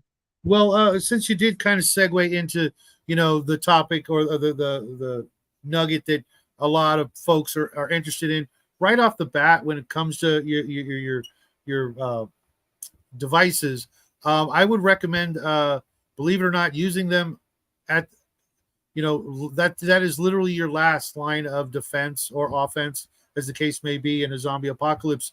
I would really think about other things first. Not melee. Not getting into a scrap with them hand to hand. That's just retarded.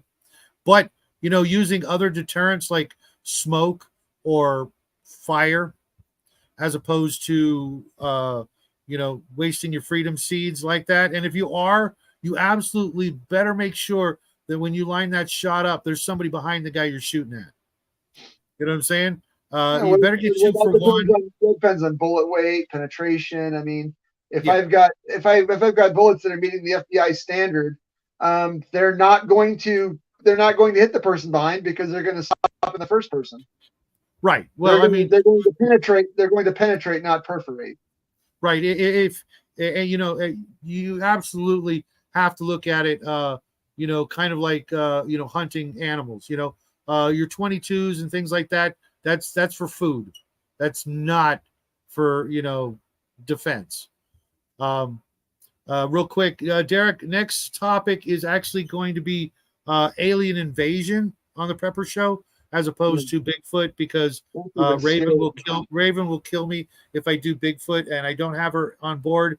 And then she already knows that if I bump into Bigfoot, I'm gonna eventually tie his cold body to the front of my vehicle and bring it into the center of town. See, Bigfoot was real. Yeah. I already, if I catch a Bigfoot, I already know a taxidermist that I'm going to have mounted for me. Right. The only way to prove Bigfoot exists is, to catch a Bigfoot. Yeah. But be very, very careful with that sort of thinking. Your best bet is to get away, not make a Raven's. No, you knew I was going there, Raven. Come on. Bigfoot is not a benevolent creature. I'm sorry. I'll at least half the stories about Bigfoot are about how wicked those things are.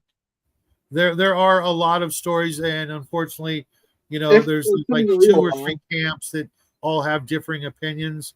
This is not the give Bigfoot a hug audience, except for Raven and maybe Derek. I'm not sure. And if Nathan's still out there, sorry, bud. But until Bigfoot comes into the center of town and says, we come in peace, we got no reason to not do the things we've been doing. And she says some Arbo. Yeah, reusable ammo. Here's the problem with the reusable ammo.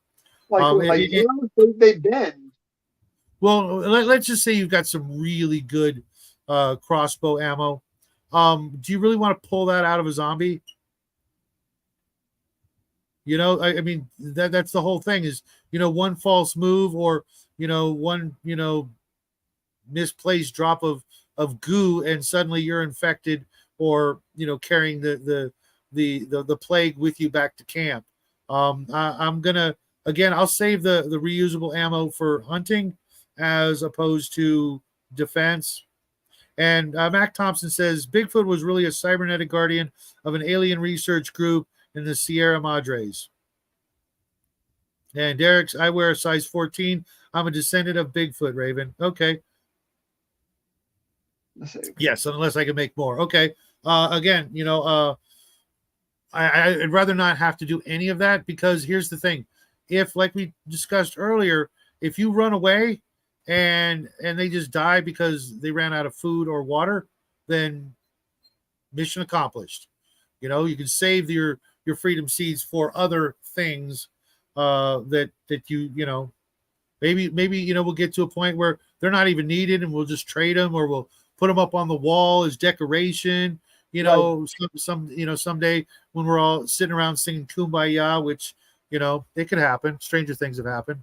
I can't think of one. It'll happen after the rapture or whatever, whatever kind of second coming you believe in. Derek says, weird. I'm 5'1" though. How's that work? He's got size 14 feet, but he's 5'1". Well, no idea, man. Hobbits or trolls? Not trolls, dwarves. Descendant of dwarves? Is your name Gimli? Here's the thing. Mac, zombies are mindless undead or disease-ravaged insane creatures, right? You think smoke or fire will give them pause? Maybe not pause so much, but obscure which way you're running. Okay. Or, if you've got smoke, then you've definitely got fire. If you've got fire, torching them, might give them other things to do as opposed to chase you, and could maybe even, catch each other on fire. I don't know, how dried up and desiccated they may be, versus, worrying about running after me. Because for the first, option is get away. Don't be where they are. That way you don't waste anything but a bunch of calories. Right.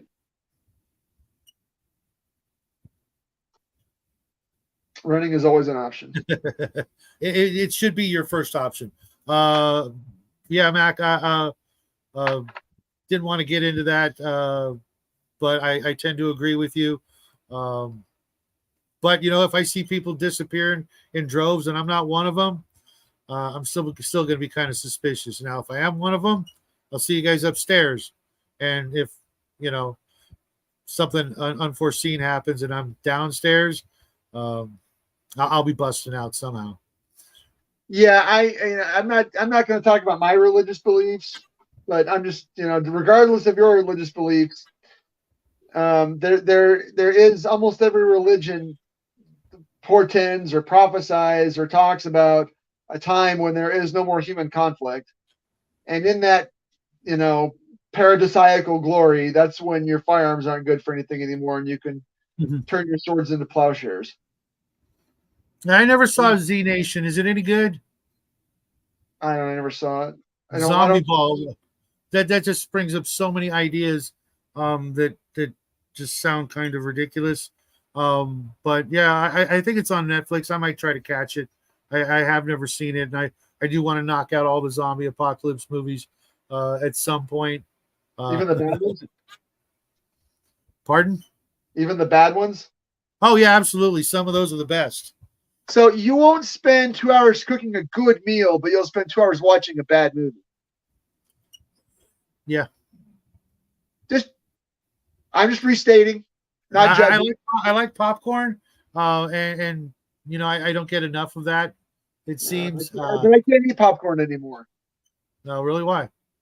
What? But too many carbs. Oh yeah, that's true.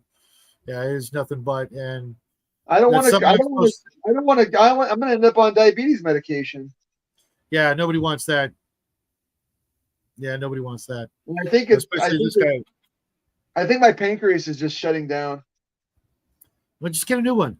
Because I haven't eaten any sugar in like 3 weeks, and my weight has not changed at all. I have not dropped 1 pound, and my caloric intake is way down. That's not good. Yeah. You can have my minis. Kevin gets my books. Yeah, I want my Dungeon Master sticking around for a long time. Well, I understand that, but life might have other plans at this point. I don't even know. No. I wish I was kidding, but like I said, I haven't. My weight is the same, and my caloric intake is way down. That's not a good sign. I got to get a glucometer and start checking my blood sugar regularly.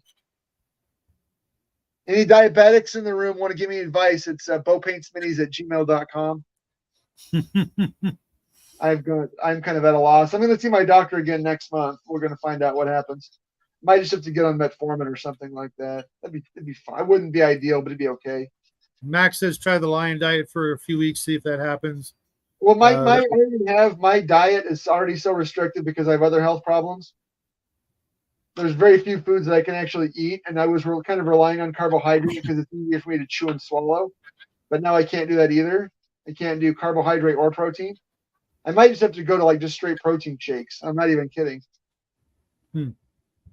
But all right. Brian says just get on meds. Screw that. If I go on I don't want to go on insulin. That'd be the last thing I want to do. Yeah. But metformin is an option. Anyway, so what do you got going on this week, Mr. Shadow? Tomorrow I'm doing a one-on-one with Nerds Nerd. Tonight, I'm definitely tuning into that. I tell you, I admire her work so much, and I admire her attitude about. I do kind of wish she would, do short face in her videos, but I can understand why she wouldn't want to. Yeah. But she'd double her subs in about 5 minutes. If not quintuple them.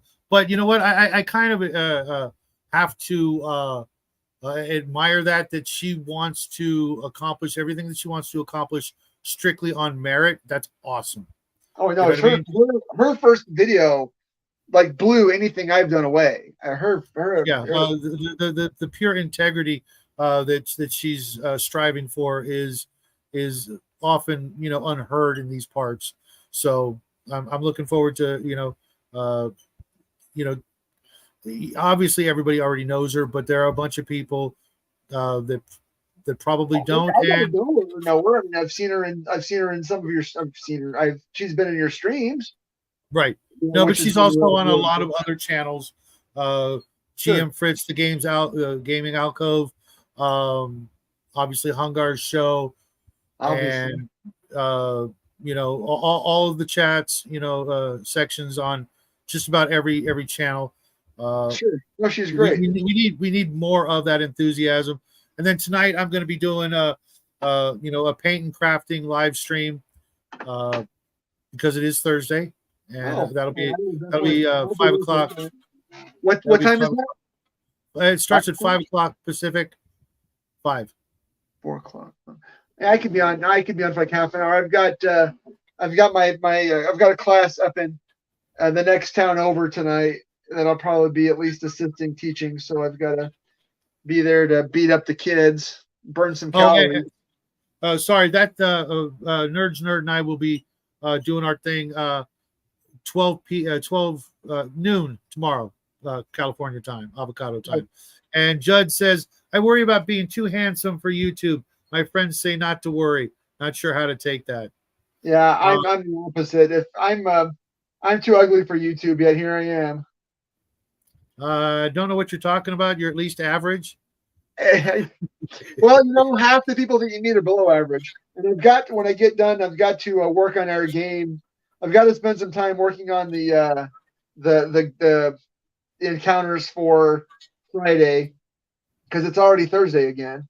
Mm-hmm. So hopefully we'll have an awesome session on. We've got too many NPCs right now. I've got to find a way to thin some out. Especially uh, if we keep that latest one around. yeah. Getting Jackie to take it over or something like that is probably not going to happen. Breaks my heart. At least for the time being, he's actually starting or he's going to be in a game on Fridays, roughly the same time with his peers, his schoolmates. So I prefer that he gets that kind of experience. Considering the things that have been going on behind the scenes, the fact that he's taking some time out of his busy schedule to actually game is Right. a dream come true. And then Saturday we will not be doing a shadow chat Saturday night because I plan on being over on Legion of Myths Veterans Day 24-hour live stream. Me and the boy are going to try to make an appearance, if not at least hang out in the in the chat section. But I think he wants us on because the boys. I'm kidding. I'm not even kidding. He's taking right after Max from just a little bit of exposure he had last year. We haven't been on his show for most of this year, Right. and I miss it. But I've got a game on Friday. If I got to choose between gaming and streaming, it's going to be gaming. And if it's going to, that's what I told Max too. Yeah, I'm kind of really. I'll be working on Saturday, but I will definitely be in the chat for at least probably in the wee hours of the morning when no one else is there. Whatever we can do to support him. If he's going to do a 24-hour live stream, everybody go over to Legion of Myth at some point during Saturday because he's doing Veterans Day Saturday. Let's show him all the support. I wouldn't be here where we are right this moment in time had it not been for people like Max and Bruce and of course Cal and Grim who got us here in the first place to hang out with you weirdos on such a regular basis. And yes, the Hungar Mini is quite fetching. I'm looking forward to painting up a couple of those.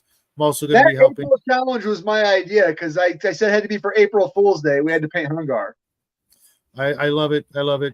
You guys will have to wait a little while longer before the metal mini of Shadow and Sun to be available, but we've been in the works for quite a while, but we never thought 3D printing for a second, because it's got to be old school metal, and I think you guys are going to be quite impressed when you see it. You know, I'd love to. Yeah, you know what? 3D printing, all of that's possible, but we're going old school. We want the everything the way it used to be. It's actually going to be a multi-part model. You'll have to pin it and do all the the actual stuff. Yes, metal, but that's later on down the road this year, or well, not this year, but it'll be in 2024. Other than that, what about you, Bo? What do you got going on besides Friday's game? I've got to put up a video on some subject. Yeah, I don't even know. I don't even have a topic for a video yet. I'm gonna do a paint progress. I've got two of the videos that Brian from Weird World War II sent painted, and then the Rackham minis that he sent me are up in my cleaner right now, trying to strip as much of that paint off. I don't think they came painted, but the paint that's on them is not coming off. It's what are you using? 50/50 LA's Totally Awesome and water, and they're in my ultrasonic cleaner. Okay, get rid of the water. Full on 100%. LA's Awesome. And also, what I would do is don't waste your sonic cleaner just yet. Put them in a. It's electric. It's not hurting anything to have it running. No. How long have you had it running? Well, no, I run it for 10 minutes and leave it off, and then put on for 10 minutes and leave it off. Oh, okay. What I would do is put it in like a glass jar with some LA's Awesome by itself. Don't mix minis when you're stripping minis, and just leave it. Okay. The whole reason I got the Ultra, years ago, I bought a bunch of Plastic Games Workshop Imperial Guard that were, I don't know what kind of paint they used, but I had them soaking in LA Totally Awesome for months, like literally maybe like 8 or 9 weeks straight, and the paint wouldn't come off. But overnight in the ultrasonic cleaner, they came out gray. So I think what I'm gonna have to do is I'm just gonna have to, I think you're right. I think I have to increase the percentage. I've also got a gallon of simple green around here. If I've got that stuff's garbage. That stuff's garbage. I used to clean miniatures literally professionally, and sometimes you got to be patient, or you could put them in there for like an hour with pure LA's Awesome, because I have a sonic cleaner, a really really big good one. And you can actually, we made a video, a 2-part video years ago. It's our worst video ever, because all you can hear is the sonic cleaner buzzing. But sonic cleaners and LA's Awesome are great together, especially if you I was thinking it could literally be something like Tester's paint, in which case it's probably an enamel base paint.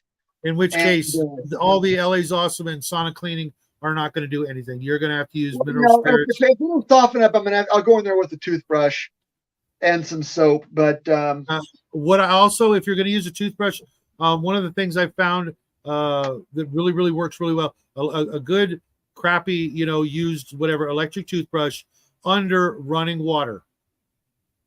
The running water is, believe it or not, really gentle in removing and helping remove the paint, and getting into those places that nothing else is. And I mean like full blast running water, rubber gloves, toothbrush. Right. But if after like a couple of days of just soaking, then it's time to try mineral spirits. I just don't want to dissolve the plastic minis. Oh, they are plastic minis? Are they're I don't know if they're styrene. They're either styrene or vinyl, because they're kind of soft. Oh, okay. So I don't want to use like acetone or anything like that, because if they're metal minis, I've already used acetone. Okay, Brian, tomorrow at noon my time, avocado time with Nerd. Crafting, yes. If you're gonna, if you need to get rid of the clear coat on it, just drop them in the freaking LA's awesome until you can visibly, and that's why I say use a small glass jar until you can visibly see something happening. If you can see the paint peeling away or bubbling or things like that, cool. And then just keep at it. But one thing you want to be careful with. One of the reasons I don't like my sonic cleaner is it heats up. I have to turn that. As long as you have a heater in it. I don't typically use the heater. If I do, I don't want it more than about 30 degrees Celsius. Right. Unfortunately, because what happens is that one, it can either mess with the plastic or the detail in conjunction with the heat, and if it's a metal mini, you may get the paint off, but it's going to look like awful corroded metal, even though it might not be. It's going to look that way. And like for me, when I was trying to strip them down to bare metal to make them look as brand new as possible, when they look like, especially lead, if they look like they're rotting, they're rotting. And right. With pewter and tin, and the other reason why you never mix your minis together when you're stripping them is because if you mix like a lead miniature in with a pewter miniature, guess what's going to happen? Yeah, it'll corrode it. No, sort of. You're going to electroplate one miniature with the other miniature. Right. Well, the other one's corroding while the other one's getting electroplated. Yeah. And I found that out the hard way with some lead miniatures and some good old-fashioned Mutant Chronicles miniatures. And the lead miniatures disintegrated, and the Mutant Chronicles miniatures got a nice coating of lead. Yeah, but that's one of the problems with a lot of these citrus based cleaners is that's the same way they used to electroplate things is with citrus juice. But yeah, just soak them in a glass jar separately for a day or two. Come back to it. If nothing's happening, you're probably either dealing with a really strong clear coat, lacquer, or mineral spirits. And if it's plastic, I'm gonna get those painted up ASAP. I did finish the robot, the resin robot. I've got it. I put a tuft on it even as the finishing touch, and I gave it a black racing stripe on the base to signify that it's substantially complete. But I want to get the Octorilla. I want to get the base finished in Octorilla so I can get some pictures of that over to George and Emperor's Choice as a appreciation for sending it. I want to make sure that it's, hey, look, I painted it for you. Hey, if it's better than the picture they've got up, they might ask you to use your image. It's more vibrant than the one they've got. The one they've got up is kind of black and army green. Mm-hmm. But I wouldn't say that mine is better. I would say it's a little more dynamic. Well, I know that image they have is more than 10 years old, and maybe your quality of paint is more to their liking, or maybe they just want to change it up and show people a new picture. Definitely send it to them. Those are great guys. I don't know if you saw, but we did a couple of videos recently, and they were actually for them because they had to make them private. But next year we'll be able to release those videos. Yeah. Well, I submitted all the paperwork, but I can't do that thing because I work on weekends. Well, that thing is gonna come back around, and who knows what's gonna happen when that will be. We might even be able to do it on a different day, night, afternoon, depending on everybody's schedule.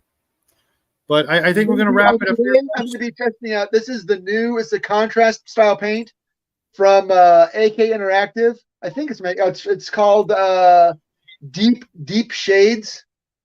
Deep Shades. I got one in purple to use for the tentacles on the Octorilla. I'll be testing that today, and if it works out, I'll do a little review on it. I saw that's at the game store, the Real Hobby Shop at MRS Hobbies in Sandy, Utah. And I said I paid for it with my own money. So right now I'm going to open it up, and I already like the pot. It's a screw top. Mm-hmm. and it's let's see how much paint. It's about 2 ounces. Okay. It's 30 mils. It's a 30 mil bottle with a screw top, and it's got a nice wide lid. So we'll see how that works. I'm gonna try that today. So I'm gonna put a mixing ball in it. I'm gonna put it on my mixer and get it really mixed up, Nice. and work on these the suction cups on these tentacles, and maybe I'll do a little review on it. Well, I hope to see you again tonight. We're going to call it here, folks, because people are dropping off. And I know you got to get to a thing. I got to go, though. So thanks, everybody, for hanging out with us. Hope you guys had fun with this little thought experiment, because I don't really think we're ever going to have to deal with a real live zombie apocalypse. But in the case of such an emergency, you can break open this video again and as Brian says, keep it weird. So thanks, everybody. Have a great afternoon. I'll see you guys in a couple of hours, about 5 of them. I'll be doing this again at 5 p.m. avocado time. And until then, folks, have a great day. We love you guys, and happy trails.